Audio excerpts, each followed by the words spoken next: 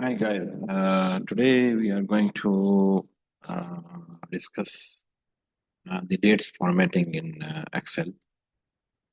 So let's say, for example, today is 3rd of August 25. So 3rd of August 2025 can be written in this format.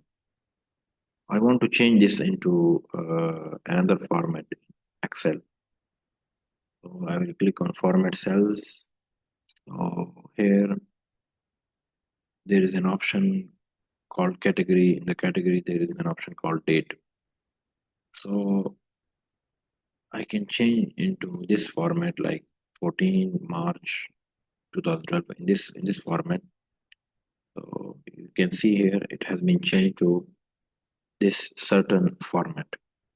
Again, if I want to change it into format of it shows the day of the week and then the month and then the date and the year.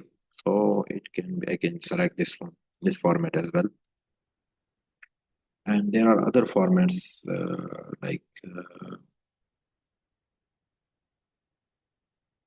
let's say, for example, this format, like it starts with year and then the month and then the date.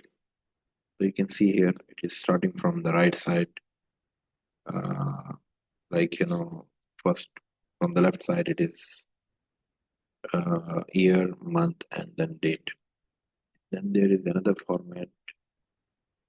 So usually, mostly widely used format is this format, which I'm putting like this. It looks more looks straight, 3rd of August 2025. So this is how we do formatting in sheet. Okay, if you have any questions, you can put it in the comment section. Thank you so much.